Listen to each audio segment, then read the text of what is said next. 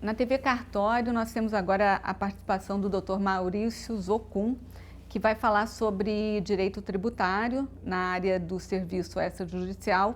O Dr. Maurício é doutor em Direito pela PUC de São Paulo e também leciona nessa mesma instituição. Muito obrigada, Dr. Maurício, pela sua participação. Eu gostaria que o senhor comentasse um pouco,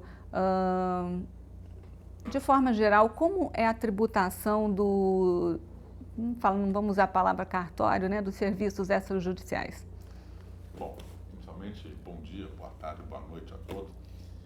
Já registro a afirmativa de natureza técnica, porque realmente o cartório é como prefeitura, né, espaço físico, né, a tributação não se dá em relação ao espaço físico, é uma impropriedade comum, normal, pelas pessoas que realmente não conhecem muito bem a atividade, mas já estou vendo que esta mazela não enferma amigo. De qualquer maneira, apenas chegando num ponto para não enrolar demais, toda atividade tributária do notário, do registrador, tem como ponto de partida ele na condição de pessoa física.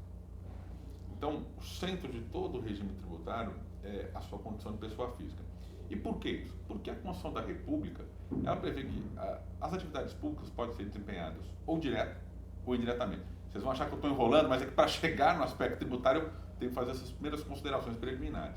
Então, certas atividades, elas são desempenhadas pelo Estado e apenas pelo Estado. Por exemplo, atividade jurisdicional. Você não consegue transferir isso para um particular. Há uma vedação da Constituição da República a respeito desse particular.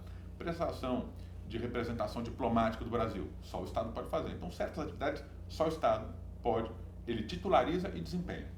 Essas são outras atividades, e em relação a elas não se fala em qualquer espécie de tributação. Aliás, uma peculiaridade que diz que, nesse caso, existe imunidade tributária recíproca, ou seja, os Estados não se tributam reciprocamente.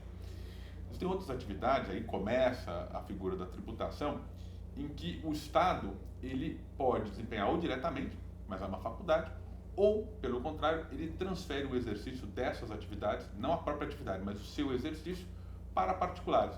É o caso de transporte urbano, transporte aeroviário, transporte aquaviário, é o caso de telefonia, caso de geração, distribuição e transmissão de energia, enfim, uma infinidade de coisas, transporte ferroviário, uma infinidade de coisas. Nestas situações, você pode permitir que tanto uma pessoa física ou uma pessoa jurídica possa desempenhar. Com o notário registrador ocorre uma figura toda peculiar. E qual é essa figura peculiar? A Constituição da República não dá essa faculdade para o poder público. Diz que, pelo contrário, toda atividade notarial de registro tem que ser obrigatoriamente desempenhada pelo particular.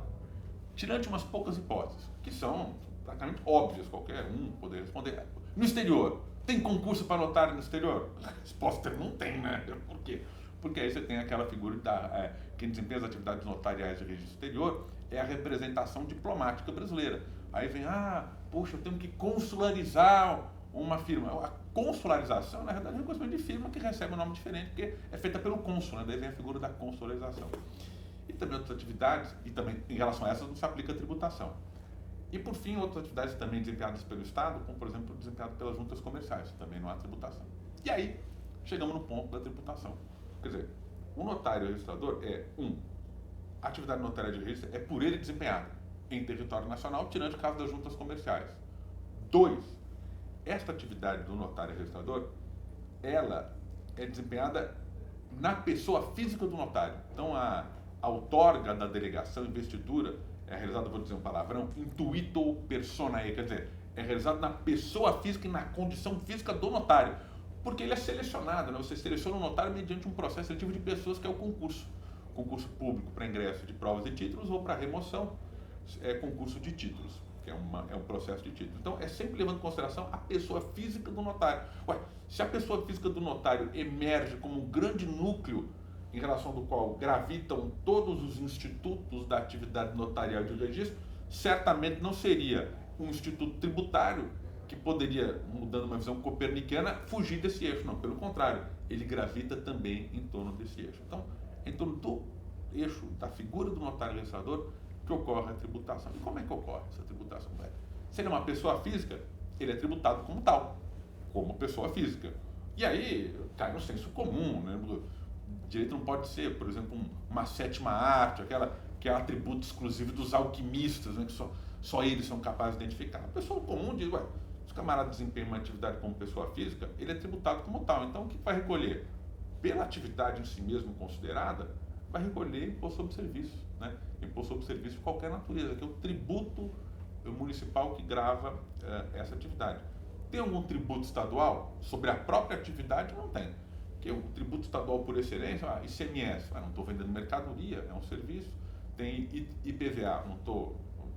Claro, você pode ter um veículo automotor para o desempenho das suas atividades, mas não é... Até poderia imaginar que o IPVA seria o caso. Bem, ITCMD, ou não, transmissão causa mais doação, ele cobra nas operações que realiza. Então, examinando, apenas para não dissertar a respeito dos mais de 80 tributos existentes no território nacional, vamos nos limitar a uma afirmativa de uma singeleza franciscana. O notário registrador, no desempenho das suas atividades, é tributado pelo desempenho da atividade pelo ISS de competência municipal. Então, esse é o aspecto central. E eu não sei se posso continuar, se vou tornar efetivamente enfadonho, se é que, não, claro. Que já não está enfadonho. Não. Mas, de qualquer maneira, como é que ocorre a tributação pelo ISS? Havia uma briga que ainda se prolonga, mas já vai, por assim, terminando, já está em estado terminal, usando essa expressão, relativo ao quê? Uma discussão a respeito da tributação da atividade pelo ISS, se deveria levar em consideração o notário e o registrador enquanto profissional ou como empresário. Porque a pessoa física, isso não estou dizendo nenhuma novidade, não estou inventando a roda, a pessoa física pode desempenhar uma atividade só enquanto profissional ou como profissional e empresário, ou seja, um empresário profissional. A Constituição da República determina que o notário registrador não pode desempenhar atividade notarial de registro com o intuito empresarial. Não pode, porque não pode barganhar preço. Ele não pode conceder desconto. Legitimamente não pode conceder desconto. Ele não pode constituir pessoa física ou pessoa jurídica para o desempenho dessa atividade. Ele, ao cabo e ao fim do desempenho da atividade, não ofere lucros. Ele não tem lucro. Ele tem superávit. Lucro, não tem. E se não tem lucro, não distribui lucro. Ele tem um superávit. Então, são vários elementos que revelam que ele não desempenha uma atividade de modo empresarial. Alguns sustentaram, não, desempenha atividade de modo empresarial porque contrata preposto. Ah, meu Deus, santo Deus, como assim? Eu, na condição de advogado, desempenho pessoalmente um conjunto de atividades, mas contrato, eventualmente, auxiliares, são advogados, estagiários. Portanto, não desempenho todas as atividades apenas por mim. E nem por isso eu perco a condição de profissional que desempenha essa atividade sem caráter empresarial. Ou o médico vai examinar a pessoa, contrata eventualmente um auxiliar, de tal maneira que possa realizar um outro procedimento, coisa e tal. Ele não perde a condição de médico pelo fato de contar com o auxiliar para o desempenho daquela atividade. E o fato de ele ter um preposto, um auxiliar, não retira dele a figura de só profissional. Ele não desempenha aquilo de modo empresarial. Porque você tem que montar um aparato empresarial para desempenhar aquela atividade. Mas, e por que disso? Qual que é a razão? Mas por que ele está falando isso, se é empresarial ou profissional? Porque você tem regimes de tributação pelo ISS que levam em consideração o fato de você desempenhar uma atividade de modo apenas profissional ou empresarial. Como profissional que realiza uma atividade em caráter pessoal, você é tributado pelo imposto sobre serviço de qualquer natureza, segundo uma disciplina federal, em base em valores fixos. Então, você paga um valor fixo anual ou valor fixo mensal. Se, de outra banda, você desempenha essa mesma atividade de modo empresarial, como empresário propriamente dito, e aí essa tributação pelo ISS deixa de ser valor fixo, passa a ser um valor variável, ou seja, é uma alíquota calculada sobre os emolumentos líquidos percebidos. Então houve, nos tribunais, ainda persiste, mas digamos, já quase que uma derrota certa, um problema de saber qual que é a tributação que se aplica. Se é fixa, como apenas profissional, ou se é variável, como empresário fosse. Eu, com todo respeito, acatamento a quem pensa em sentido contrário, e realmente não há problema nenhum em ter manifestações de juízo contrário a respeito, e colidentes, conflitantes a respeito de um dado assunto, porque nem todo mundo é obrigado a concordar a respeito de tudo, o Superior Tribunal de Justiça acabou firmando um entendimento, ressalvado, honrosa a posição de uma figura encantadora, não só pelo fato de ser uma figura, um juiz encantador, mas uma pessoa encantadora, que é do ministro Napoleão Nunes Maia. Tirante a posição dele, entendeu-se, que pese eu discordo, que o notário registrador é um empresário para fins de ISS. Então aí o que acabou? Houve a tributação, ou passou a haver autorização jurisdicional para que todos os municípios do Brasil tributassem o notário registrador como se o empresário fosse, ou seja, uma alíquota variável de 2% até 5%, sob uma base de cálculo que é o rendimento não, os emolumentos percebidos pelo notário e pelo registrador. Mas isso, tem muito pano para manga a respeito deste assunto só. Nós temos que tomar uns 4, 5 eventos para conseguir dissertar, mas, digamos, grosso modo, é isso que permeia, voltando naquele aspecto, esse é o elemento nuclear em relação ao qual gravita toda a tributação do notário registrador. E se a gente considerar que, no caso, é um empresário, todas as despesas contraídas, né, porque ele vira uma empresa, todas as despesas contraídas, como o aparato de um cartório e tal, isso pode ser abatido do imposto de renda? Você veja que nós estamos tratando de dois aspectos, mas... Porque isso existe uma transferência, né? Vamos então tratar cada dor ao seu tempo, né? Então nós estamos escapando do ISS. Ele pode desempenhar, vamos dar por passivo que ele desempenha atividade de modo empresarial. Eu não concordo, vou fazer aqui uma reserva moral para dizer que eu não concordo com isso, mas vamos partir do pressuposto que porque os tribunais, eles acabaram firmando o entendimento a esse respeito. Então, partindo do pressuposto que é empresário, ele está proibido de montar uma empresa. Porque, de novo, a Constituição diz, foi o primeiro tema que eu tratei, que essa atividade é realizada no intuito personae, ou seja, é na condição pessoal do notário. Então ele não pode ter um sócio, porque se é sócio, se é uma empresa, quem que vai ser o sócio dele? Alguém que não prestou concurso, mas aí a Constituição diz que só pode desempenhar aquela atividade quem tenha prestado concurso. Então, esbarra numa vedação constitucional, eu diria, implícita, a possibilidade dele montar uma empresa propriamente dita, ou nos moldes tradicionais, para desempenhar essa atividade. Eu até acho não, eu tenho convicção, porque achar parece jogo de búzios, né? Uma coisa meio de sorte, você joga, né? Mas não é isso. Tarô. Tarô, é uma coisa meio mediúnica. Mas eu entendo que o notário e o registrador, eles têm uma autorização constitucional para que eles possam não constituir uma empresa, mas serem qualificados como entidades empresariais, que é uma figura, um outro palavrão, EIRELI, é uma pessoa jurídica uniprofissional. Então, isso é possível, porque você não entra nesse dilema de ter uma empresa que você precisa ter um sócio. Então, existe possibilidade jurídica, ainda não foi contemplada, mas existiria a possibilidade de ser contemplada. Eu não vou também entrar nesse mérito, certamente todos sabem, que por enquanto o regime tributário na pessoa jurídica acabaria sendo desfavorável, em última medida, ao notário registrador, que hoje, se ele fosse uma empresa, ele seria tributado mais intensamente como empresa do que como empresário. Então, hoje é mais favorável a tributação via pessoa física do que pessoa jurídica. É mais interessante. Hoje é. Pouca coisa, mas é. E aí a gente vem propriamente no imposto sobre a renda. Qual coisa interessante no imposto sobre a renda? O imposto sobre a renda, ele não grava a atividade. Então, nós temos que fazer, de novo... Voltamos de novo ao ponto. É tudo uma questão de premissa. Partimos de certas premissas para manter a coerência. Então, uma coisa é o notário, outra coisa é a atividade por ele desempenhada. Puxa, matou o problema. A atividade desempenhada é tributada via ISS. O notário, que ele também desempenha a atividade, mas a pessoa física do notário, ele é tributado por meio do imposto sobre a renda. Depois de desempenhada a atividade notarial de registro, então o que se grava é a atividade por meio do ISS e aquele que desempenha a atividade, que é o notário propriamente dito, via imposto sobre a renda. Muito bem. No imposto sobre a renda, então, o que é o imposto sobre a renda? O que se tributa? Isso eu adoro, uma pessoa que este ano completa 20 anos do falecimento dele, que é um dileto professor da faculdade, professor Geraldo Ataliba, de saudosa memória. E o professor Geraldo Ataliba, ele dizia uma frase que até hoje me parece correta. Renda, se tributa a renda, a riqueza nova que se agrega ao patrimônio de uma pessoa. Ou seja, é o elemento, ou seja, a riqueza que, após um ano, se agregou o patrimônio de uma pessoa. Isso é riqueza.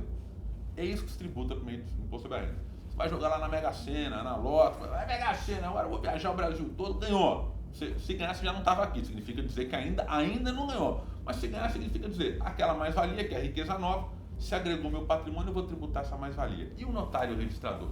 Como é que isso ocorre? De novo, ele tem a mais-valia decorrente do legítimo desempenho da sua atividade. Então ele recebe os emolumentos. Que é isso que, é um palavrão aqui, mas no sentido técnico, é chamado de receita operacional. É uma receita operacional que decorre do desempenho cotidiano das atividades dele. Então, se ele tem uma outra receita que não decorre do desempenho da atividade notarial de registro, por exemplo, a aplicação financeira, então é receita não operacional. Então, se decorre da operação, se não decorre da operação. Então, vai lá, ele recebe a receita operacional dele, que é fruto dos emolumentos, considerado todas as deduções que são realizadas sobre os emolumentos, para fundo A, para fundo B, para fundo C, e assim por diante. Só uma questão. Esses emolumentos líquidos, né? Quer dizer, líquido. Já livre de qualquer fundo. Exato, porque senão você tem. Não entendi. É só, senão você tira levaria tudo. em consideração como receita algo que não lhe pertence. Tá. É como se nós fôssemos casados, nós não somos. Mas vamos imaginar que nós fôssemos casados, eu digo, puxa, a minha renda é a minha dela. Porque você se agregou, nós somos siameses por alguma razão para que a tua renda seja a minha? A resposta é não. Então, a tributação via imposto sobre a renda leva em consideração a receita que eu acabo me apropriando, e não você. Logo, se nos emolumentos vem embutido uma receita que é minha, e além da minha receita, eu tenho que repassar valores para outros, o valor do outro não é minha receita, é do outro. Então, fazendo um corte que é o que se denomina receita ou emolumentos líquidos, ou receita operacional líquida, assim, que é a riqueza nova. De novo, é a riqueza nova que se agrega. O elemento está na... A noção tem uma gênese, qual é? Riqueza nova. Então, isso não é riqueza nova porque pertence a outro. Bom, sob essa ótica, você tem, de um lado, a riqueza nova. Mas a riqueza nova, ela não pode, ou seja, o ingresso novo, né? Que quando você tem os emolumentos líquidos, o que você tem é o ingresso. Só que a riqueza nova, ela considera inúmeros elementos, né? Várias despesas que você teve que incorrer para desempenhar aquela atividade. E de onde é que surge a riqueza nova? É o confronto entre os valores que você recebe com aqueles valores que você obrigatoriamente tem que incorrer para o desempenho da sua atividade. E a riqueza nova surge justamente desse confronto entre receitas e despesa. Gente, é conta de casa, é conta de padaria, né? O que se denomina tecnicamente partidas dobradas. Receita de um lado, despesa do outro. Confrontou, o resultado é o lucro. Ou lucro não, na verdade, é o superávit financeiro, é a riqueza nova que se agrega. Então, a tributação, via imposto sobre a renda, leva em consideração não a coluna desse lado, que são as receitas operacionais, ou seja, os emolumentos líquidos. Leva em conta que esse é o valor final, que é a receita, estão vendo aqui, ó, receita, deduzido das despesas necessárias e resultado final. O grande problema é o que se considera como despesa necessária, né? Por exemplo, comprar uma bolsa de despesa necessária?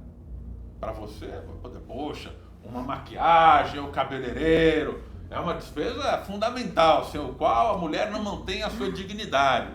Tudo bem, eu vou achar perfeito. Questão dignidade humana. Dignidade da pessoa humana é mantido no caso das mulheres para maquiagem, meio ao cabeleireiro, coisa perfeitamente.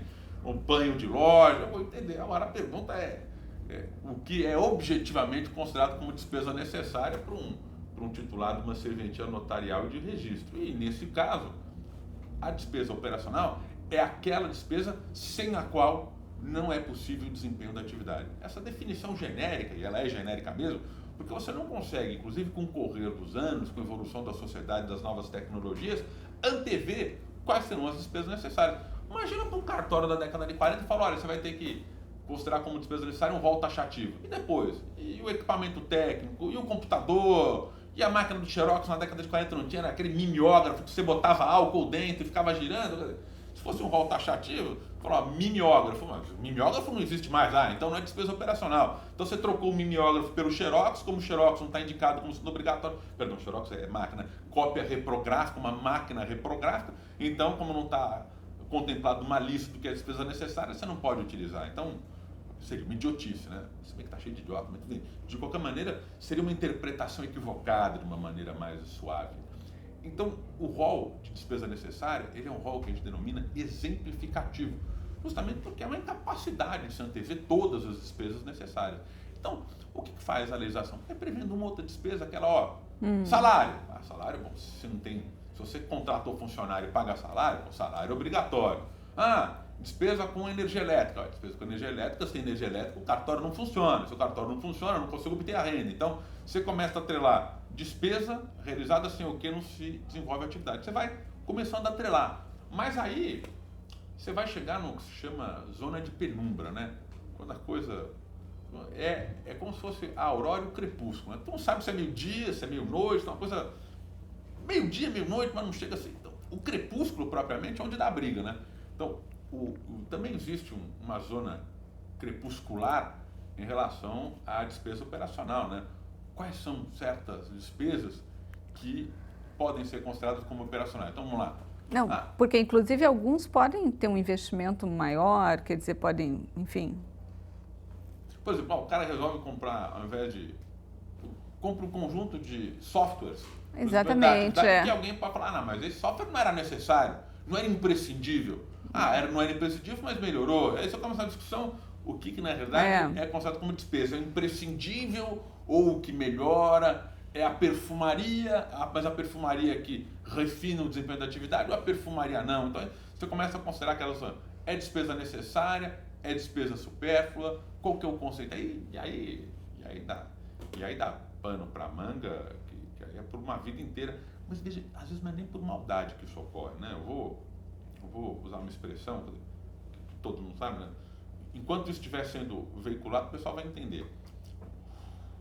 Porque se isso aqui for encontrado numa catacumba daqui a 200 anos, provavelmente ninguém vai entender, mas considerando o contexto atual, isso é da essência da evolução de uma sociedade. Vamos tomar um exemplo mais cotidiano para vocês perceberem que às vezes o camarada glosa uma despesa, não autoriza uma despesa como sendo operacional, não por maldade, às vezes é por maldade, mas não necessariamente é por maldade, porque simplesmente ele não reconhece naquilo uma despesa porque não alcançou toda a potencialidade que a noção de despesa tem.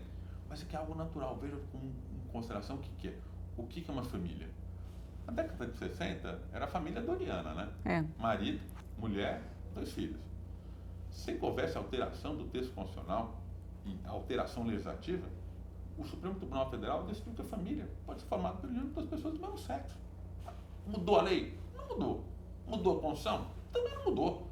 Na verdade, interpretou-se o conceito de família é muito mais abrangente do que a união entre só homem e mulher. Essa mesma noção, fazendo um paralelo, também tem para despesa operacional. Você pode ter algumas despesas que hoje não são consideradas como operacionais, mas dali a algum tempo sejam operacionais. Por exemplo, você tem telefone fixo na tua casa? Tem. Tem? Meu Deus! Você é praticamente um fóssil vivo. É raro que as pessoas tenham telefone fixo hoje. Boa parte dos amigos só tem telefone celular. E aí o que ocorre?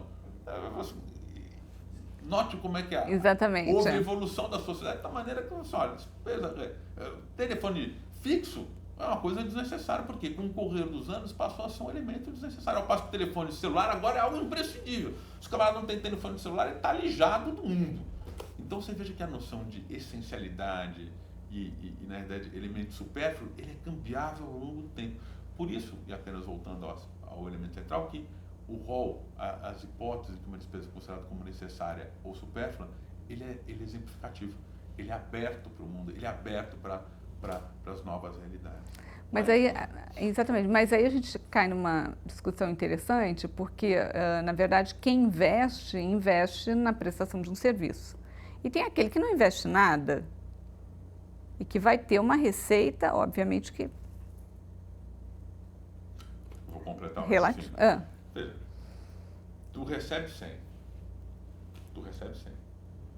Voltando àquele exemplo que o espectador, ele vai comparar o que eu estou fazendo com a mão. Então o cara recebe 100. Você tributa o imposto sobre a renda o quê? Esse 100? Lembra aquele exemplo? Não.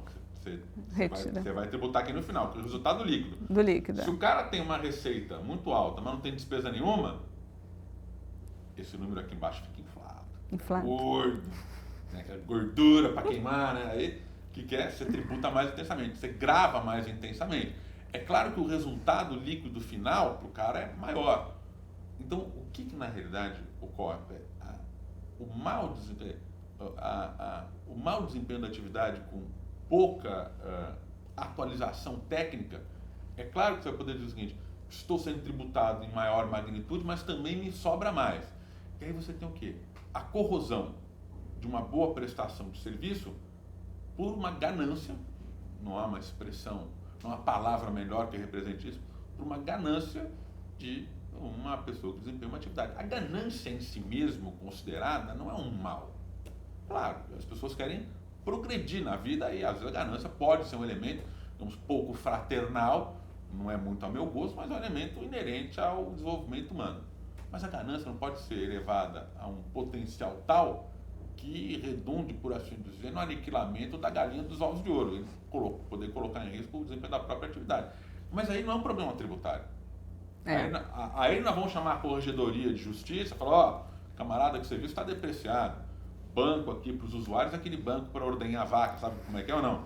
É o banco que você amarra aqui, é um banco de um pé só. O cara deixa o camarada em petição de miséria, pessoa sentada no chão. Aí, claro, de novo, a ganância vai matando a galinha dos ovos de ouro. Mas aí o problema não é tributário, né? Aí a discussão vai para outra esfera, aí, né?